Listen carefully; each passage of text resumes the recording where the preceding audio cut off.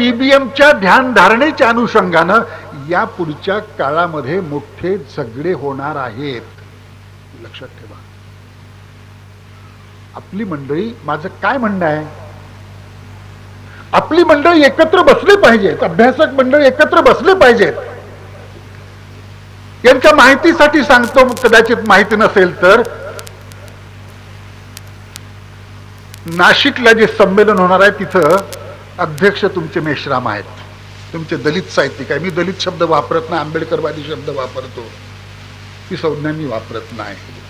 आम्हाला दलित ठेवण्यासाठी बाबासाहेबांनी आंदोलन नाही उभारलं, आम्ही आंबेडकरवादी आहोत वगैरे वगैरे.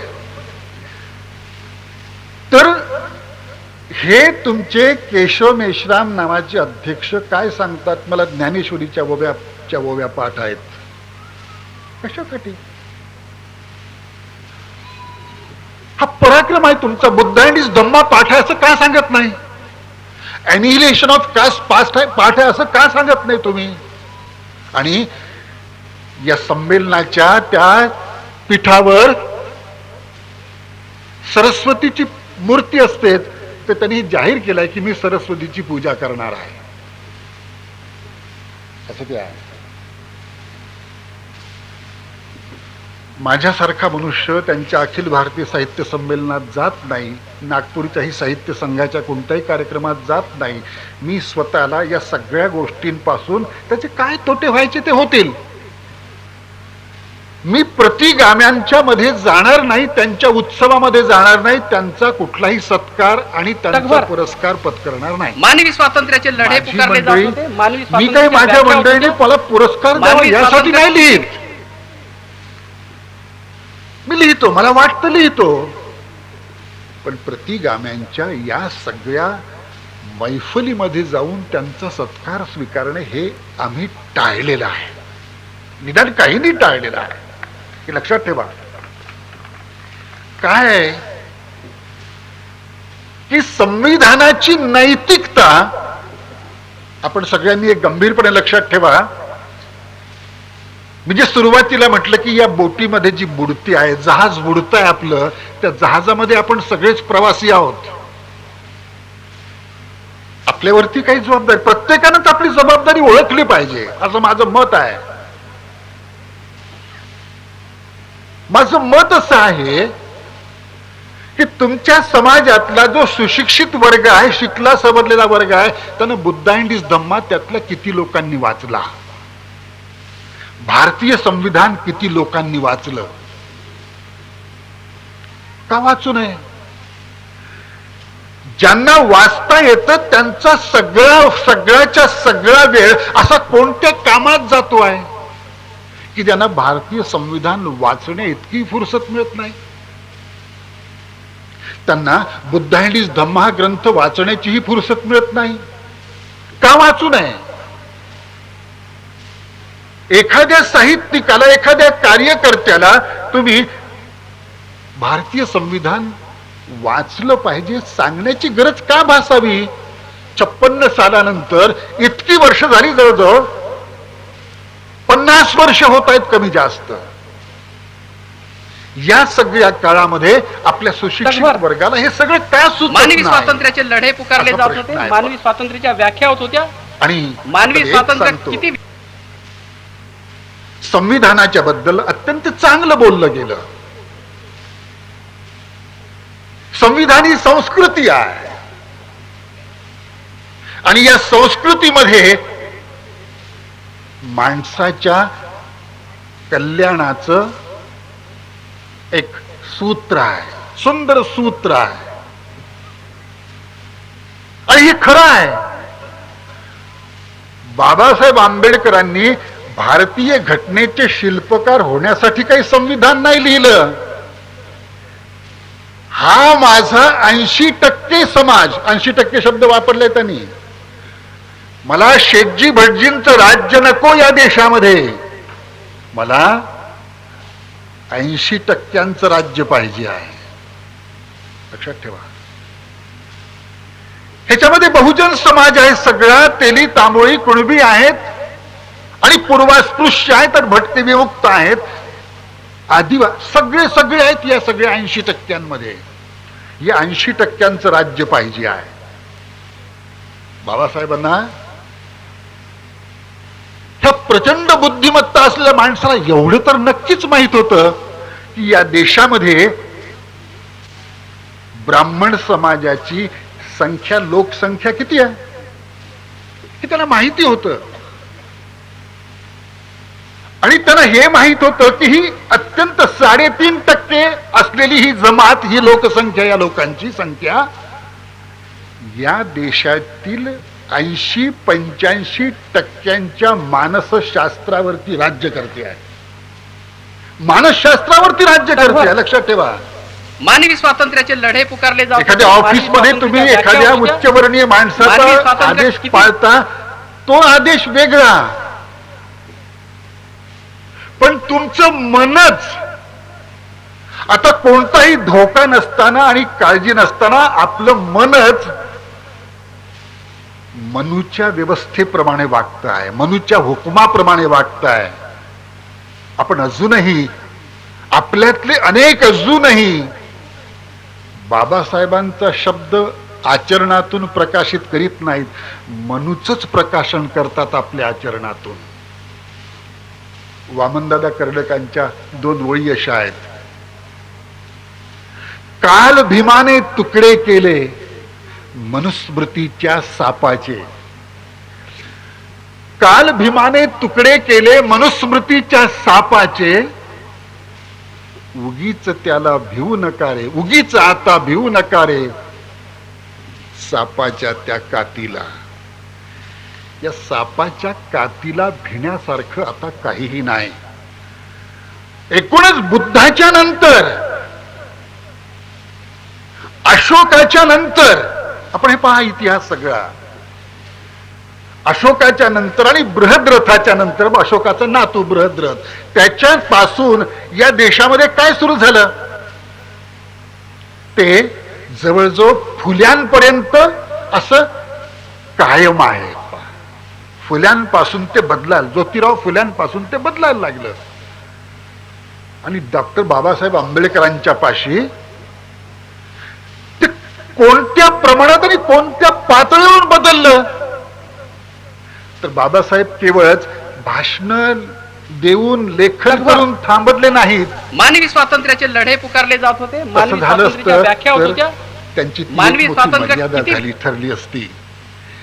या देशाचा कायदा, या देशाचं सांस्कृतिक, भावनिक आणि वैचारिक असं सगळ्या प्रकारचं नियंत्रण करणारा कायदा जो संविधानात आहे, हे संविधान त्यांनी या देशाला दिलं आहे. आणि काय चमत्कार आहे, काय विलक्षण आहे सगळे. तुम्ही आपण प्रियांबल वाचा, संविधानाचं प्रियांबल वाचा, ज्याला प्रास्ताविक म्हणतो आपण, ते वाचा. आम्हीच भारतीय लोक हे स्वतः प्रति अर्पण करतो आणि असा निर्धार करतो. कसा निर्धार करतो? समाजवाद, धर्मनिरपेक्षता, समता, बंधुता, स्वातंत्र्य वगैरे वगैरे, सामाजिक न्याय, या सगळ्या गोष्टींनी युक्त अशा प्रकारचा समाज निर्माण करण्याचा संकल्प करतो, कृतसंकल्प करतो. आणि हे असं संविधान आम्ही आम्हालाच अर्पण करतो. लक्षात ठेवा, काय विलक्षण आहे सगळं हे. भारतीय समाजाला हे बाबासाहेबांनी मान्यच करायला लावलेलं आहे. हे मी सांगतो असं नाही, तूच हे पत्करलेलं आहेस. अशा प्रकारची ही जी बौद्धिक अशा प्रकारची करामत आहे, ही बौद्धिक करामत तुम्हाला या संविधानामध्ये दिसते, प्रियांबल मध्ये दिसते. पहा, बाबासाहेबांना हे माहित होतं की असल्या प्रकारचं हे संविधान ज्याच्यामध्ये समाजवाद आहे. आता त्याच्यातल्या आपल्याला गोष्टी माहित आहे, 31वा कलम वगैरे, त्या चर्चेमध्ये खूप इथे जाण्याची गरज नाही आहे. पण एकूणच मानवी संविधानामध्ये मानवी स्वातंत्र्याच्या व्याख्या होत होत्या. डोकं दिसतं ते डोकं बाबासाहेबांचं आहे. जे संविधान जे असं झालेलं आहे, त्याला कारण केवळ बाबासाहेब आहेत. या संविधानात बुद्ध आहे, फुले आहे, वगैरे वगैरे, या सगळे म्हणजे जेवढे काही क्रांतिकारी अशा प्रकारचे विचार आहे, अशा प्रकारच्या निर्मिती आहेत त्या त्या काळामध्ये झालेल्या, त्या सगळ्या निर्मिती या संविधानामध्ये आहे. या देशाचा संपूर्ण परिवर्तनाचा रेटा, या देशाच्या संपूर्ण परिवर्तनाचा विचार व्यूह या संविधानामध्ये आहे. बाबासाहेब आंबेडकरांनी हे जाणीवपूर्वक केलंय. आणि मगाशी मी बोललो की मला संविधानाचा म्हणजे घटनेचा घटनाकार व्हायचं म्हणून नाही आहे. ती गोष्ट छोटी आहे.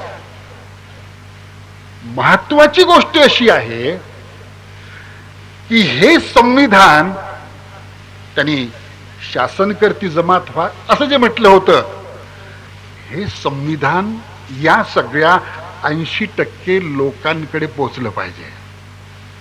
ते त्याची अंमलबजावणी करते झाले पाहिजे. त्यांनी शासनकर्ते हे जर झाले तर या संविधानाची अंमलबजावणी ते करतील. आणि या देशामध्ये 95% समाज, किमान 85% समाज हा तर बहुजन समाजाचा, एकूण समाजाला आपण शोषित समाजाला या ना त्या पद्धतीनं शोषित समाज म्हटलं तर तो जवळजवळ 85% आहे. या 85% लोकांनी एकत्र यावं. त्यांनी 1952 मध्ये मानवी स्वातंत्र्याचे लढे पुकारले जात होते, मानवी स्वातंत्र्याच्या व्याख्या होत होत्या, मानवी स्वातंत्र्य जाहीरनामा लिहिला होता. या जाहीरनाम्यामध्ये त्यांनी हे लिहिलं होतं. काय लिहिलं होतं? फार सुंदर वाक्य आहे. 54 काहीतरी त्याचं कलम आहे त्या जाहीरनाम्यातलं. काय लिहिलं आहे? या देशातील ओबीसी, शब्द लक्षात ठेवा, भटके विमुक्त, अस्पृश्य, आदिवासी या सगळ्याच लोकांना मी म्हणजे माझ्या संविधानानं या देशाचे नायक म्हणून चितारलेले या संविधानात. माझ्या संविधानाचे हिरो कोण आहेत? या संविधानाचे नायक कोण आहेत? तर हे सगळे आहेत. हे सगळे आहेत. आणि त्यांनी याच ठिकाणी हेही म्हटलं होतं, लक्षात घ्या, मोठे विलक्षण शब्द आहेत बाबासाहेबांचे, की आता त्या काळच्या अस्पृश्य समाजाच्या संदर्भात बाबासाहेब बोलले होते. काय म्हणाले होते? की आमच्या या समाजामध्ये पॉलिटिकल अवेअरनेस जास्त आलेला आहे. तो या इतर बाकीच्या समाजांमध्ये नाही. तो यायला पाहिजे. हा पॉलिटिकल अवेअरनेस म्हणजे राजकीय जागृती, राजकीय अशा प्रकारचं भान हे जर या इतर समाजामध्ये आलं तर काय चमत्कार होईल? हे सगळे लोक या अस्पृश्य समाजाला येऊन मिळतील. लक्षात ठेवा. जगभर पण त्यांनी एक पर्याय मानवी सांगितलेला आहे. लढे पुकारले जात होते, मानवी स्वातंत्र्याच्या व्याख्या होत होत्या.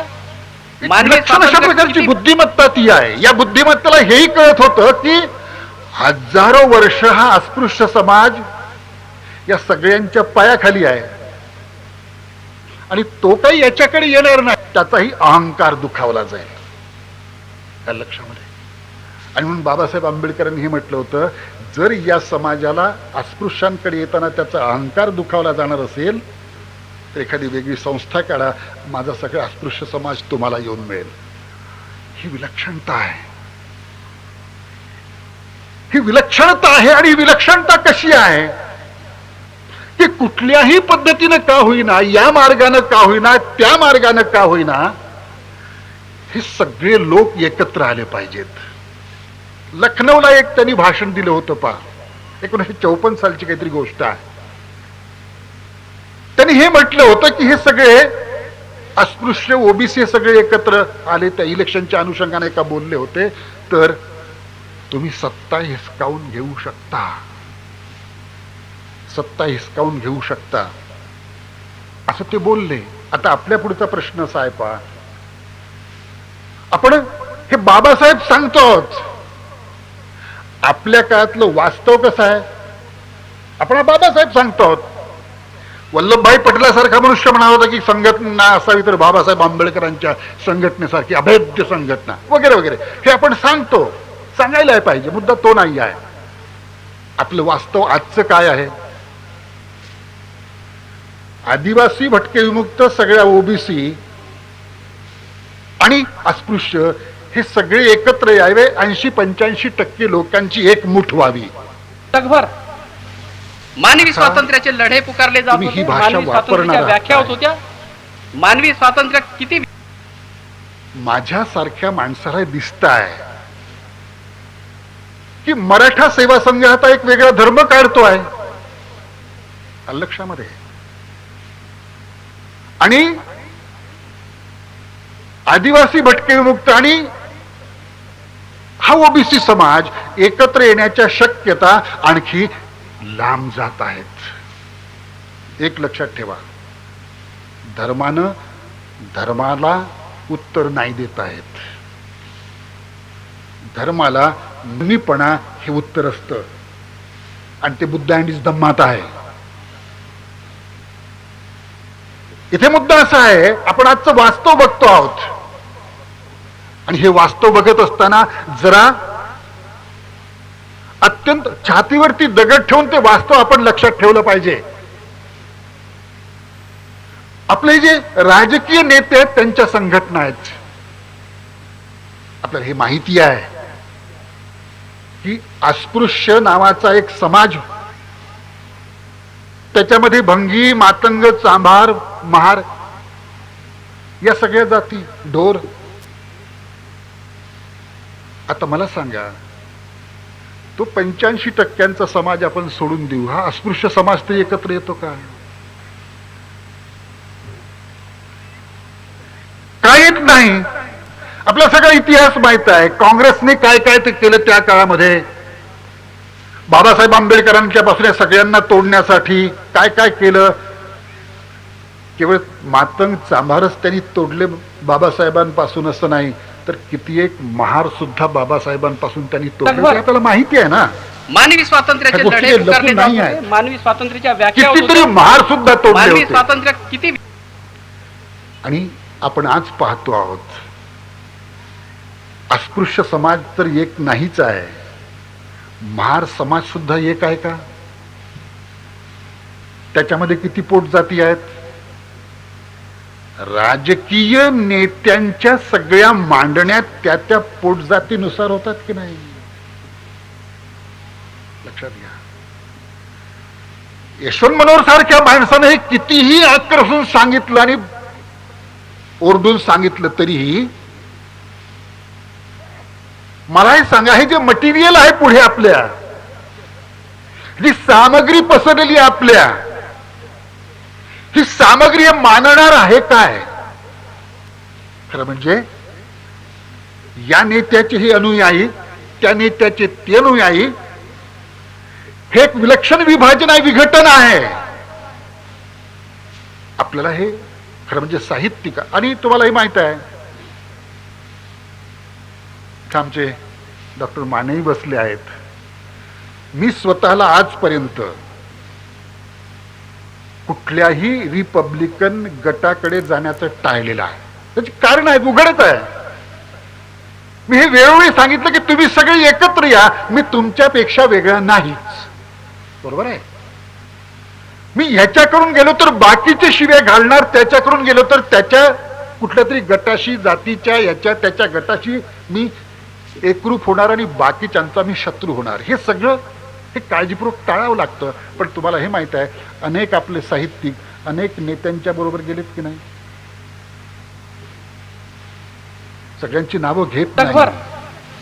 मानवी स्वातंत्र्याचे काही लढे पुकारले जात साहित्यिकांनी, होते, मानवी स्वातंत्र्याच्या व्याख्या होत होत्या. अनेकांनी मानवी सामाजिक स्वातंत्र्य समरसता किती- मंचाचं जी संमेलन होता तिथे अनेक लोक अध्यक्ष झाले की नाही? परवा तो राजा जाधव झाला, पै सोनकांबळे गेले, अमुक हे गेले, चेंदवणकर गेला होता, दामोदर मोरे गेला होता. काहींनी उद्घाटन केली तुमच्यातल्या माणसाची. तुम्ही काय बोललात? तुम्ही मी बोललो, माझ्यावर केस झाली की नाही, अब्रू नुकसानीचा दावा झाला की नाही? लक्षामध्ये 2-4 वर्ष मला औरंगाबादला सारखं खेटे घालावं लागलेत. हे मी केलं. मी विचारतो, तुम्ही लोकांनी काय केलं? एका माणसाला सुद्धा तुम्ही वाचवू शकले ना आपल्या साहित्यिकाला, त्या समरसतेवरती भयानक टीका करणाऱ्या. मला एकट्याला सहन करावं लागलं ना. पण मी तुमच्याबद्दल काही तक्रार मांडली नाही, मी कधी आजपर्यंत नाही मांडली ना, आताही नाही मांडत. मला हे सांगा, ही साहित्यिक मंडळी तिकडे जात आहेत, कोणी शिवसेनेचं भीमसेनेचं एकत्रीकरण सांगतो आहे. लक्षामध्ये मला आणि अनेकांनी वेगवेगळ्या पद्धतीनं, केवळ शिवसेना भीमसेना नाही, यांचं एकीकरण नाही, हे तर विलक्षण वाईट होतं. आणि रामदास आठवले शिवधर्माच्या त्या प्रकटन सोहळ्यात गेले की नाही, पाहिलं की नाही तुम्ही लोकांनी टीव्हीवरती? मला हे सांगा, काय करता काय तुम्ही? मी तुम्हाला साहित्यिक म्हणून सांगतो, ह्या सगळ्या गोष्टींना माझा विरोध आहे. आणि तुमची हिंमत असेल तर मी तुम्हाला आदेश देतो, या सगळ्या लोकांना बटणीवर आणा. आहे तयारी? जगभर ह्याच्यात माझा व्यक्तिगत मानवी स्वार्थ स्वातंत्र्याचे कुठलाच लढे नाही ना. पुकारले मला काय जात होते, करायचं? मानवी स्वातंत्र्याच्या व्याख्या होत होत्या. माझा व्यक्तिगत स्वार्थ मानवी नाही आहे. स्वातंत्र्य किती मला स्वतःला एवढं मात्र वाटतं की बाबासाहेब आंबेडकरांचं एक तत्वज्ञान आहे, ते यवादी आहे, सेक्युलर फिलॉसॉफी आहे, ती जडवादी आहे. आणि त्याची मोठी सुंदर नैतिकता आहे, बंधुत्वाची नैतिकता आहे. आणि ही एवढी अशी नैतिकता आहे, ज्याला आपण म्हणतो की विचारधम्मही आहे, आचारधम्मही आहे. हे एवढं प्रचंड अशा प्रकारचं भांडवल आपल्याजवळ, इस्टेट आहे आपल्याजवळ, कोणाकडेही जायची गरज नाही आहे आपण. पण तरीही आपल्यातली मंडळी जात. माझं काय म्हणणं आहे, शिवसेनेमध्ये माणूस जातो, आपली काय भूमिका असते आपल्याला हे माहित आहे का? RSS मध्ये आपले कित्येक लोक आहेत नागपुरात, बीजेपी मध्ये तुमचे कित्येक लोक आहेत, शिवसेनेमध्ये कित्येक लोक आहेत, कित्येक लोक आहेत, बीजेपीशी युत्या करणारे लोक आहेत, पुष्कळ लोक आहेत. त्यांची नावं घेण्याची आणि आपल्या भाषणाचा दर्जा खाली आणण्याची गरजही नाही आहे. आलं लक्षामध्ये? मी स्वतःच या सगळ्या गोष्टींच्या नेहमीच विरोधात बोललो आहे, लक्षात ठेवा. पण मला एक सांगा, राजकारणी माणसं ही काय वाटेल ते करतील, पण या गरीब लेखकाचं ऐकणार आहेत का? तुम्हाला एक सांगतो, करोडो रुपये ज्यांच्याजवळ असतात त्यांची ताकद मोठी असते, हे तुम्हाला माहित आहे ना. ह्या गरीब लेखकाची ताकद त्याचे शब्द असतात, पण नुसते शब्द असले तर हे शब्द दुबळे ठरतात. तुम्ही त्या शब्दांच्या बाजूला उभे राहिले की हे शब्द शक्तिमान होतात. आहे का तयारी? हे झालं पाहिजे. मानवी स्वातंत्र्याचे तुम्हाला लढे एक पुकारले सांगतो, जात होते, मानवी स्वातंत्र्याच्या व्याख्या होत नेहमी होत्या. असं बोलतो बरं का, मानवी स्वातंत्र्य किती मी नेहमी असं बोलतो की आपल्या समाजातलीच माणसं, त्यांच्या अंगात बाबासाहेब येतात, बुद्ध येतात. लक्षामध्ये हे विलक्षण आहे. शेगावला जातात माणसं दीक्षाभूमीवरून, दीक्षाभूमीवरून माणसं त्या विक्तू बाबाकडे जातात, मारुतीची पूजा करतात, सरस्वतीची पूजा करतात, सगळ्यांची पूजा करतात. अनेक लोकांच्या घरी हनुमान आहे, लक्षात घ्या. मुद्दा असा आहे की ह्या सगळ्या गोष्टी करणारी जी माणसं आहेत, ही माणसं बाबासाहेबांच्या समाजातली आहेत का? बाबासाहेब त्यांनी खरोखर समजावून घेतलाय का? आणि माझं काय म्हणणं आहे, तुम्ही सगळ्याच गोष्टी काही साहित्यिकांवर नका टाकू. ही शिकली सवरली जी माणसं आहेत ती वाचत नाहीत का? डॉक्टर मंडळी ज्यावेळेला पूजा करतात आणि हातामध्ये ते दोरे बांधतात, अभियंते बांधतात, काय करायचं? ह्या सगळ्याच गोष्टी साहित्यिकांनी केल्या पाहिजेत. ह्यांच्या विरुद्ध बोललं पाहिजे, लिहिलंच पाहिजे, याच्यात वादच नाही आहे. आणि तुम्हाला एक सांगतो, साहित्यिकांमध्ये खूप खूप अशा प्रकारचे गट आहेत.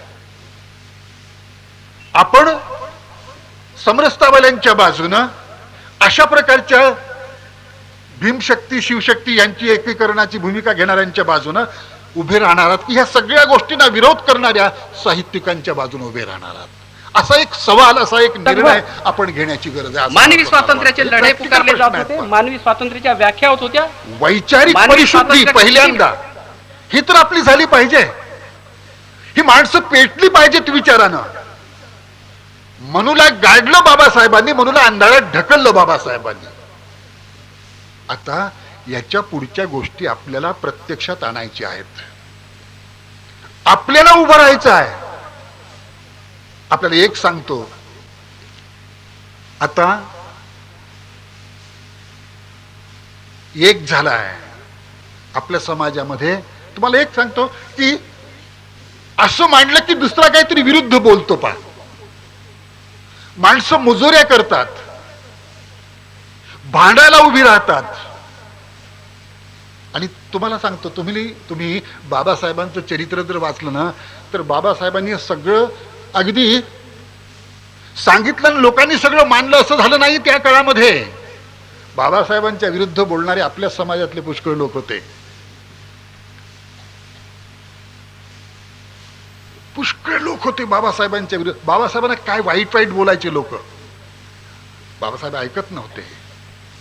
खैरमोडींच्या त्या खंडांचं वाचन करा, काय काय बोलत होते लोक बाबासाहेबांना. हे याच्यासाठी आपल्याला सांगायचं आहे की आपल्या संबंधी काही लोक वाईट बोलतील, जेव्हा तुम्ही निष्ठेनं वागता आणि अगदी अगदी बाबासाहेबांच्या सूत्रावर बोट ठेवून सांगता. दीक्षाभूमीवर मला माहित आहे बरं का, धम्मचक्र प्रवर्तनाला 25 वर्ष झाली होती. रजत महोत्सव होता. आनंद कौशल्याने अध्यक्ष होते त्या परिसंवादाचे. मी वक्ता होतो. शिवली बोधी होते आणि भिक्खू मेधनकर होते. मानवी स्वातंत्र्याचे लढे पुकारले जात होते, मानवी स्वातंत्र्याच्या व्याख्या होत होत्या. या सगळ्या मानवी स्वातंत्र्य समाजाला आता भक्ती शिकवायची गरज आहे. ही महायानाची भूमिका आहे. खरं म्हणजे महायानाची भूमिका आहे. भक्ती शिकवायची गरज आहे.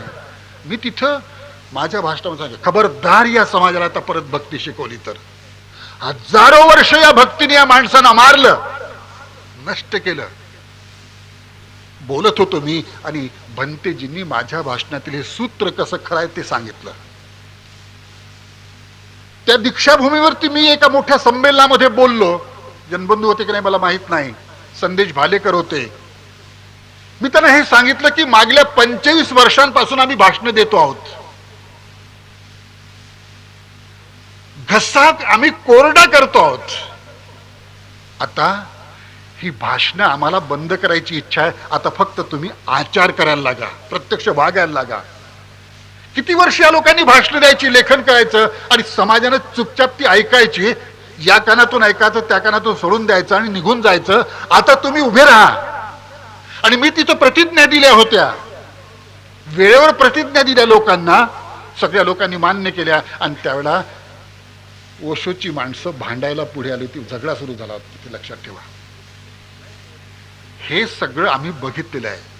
माझं काय म्हणणं आहे, आपल्या सगळ्या मंडळींची काही जबाबदारी आहे की नाही. परवा मी उदाहरण सांगतो. परवा कुठेतरी चोप नावाचं गाव आहे, हे होतं तिथे. तर या गावामध्ये बुद्धाच्या त्या विहाराचं उद्घाटन झालं.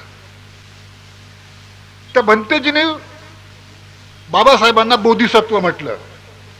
मी काय म्हटलं, जगभर इसवी सनाच्या मानवी 600 वर्ष आधी होऊन गेलेला बुद्ध आणि त्यानंतरचा 20व्या शतकामध्ये आणि त्याच्या पुढच्या सगळ्या शतकांसाठी होऊन गेलेला महान बुद्ध आंबेडकर.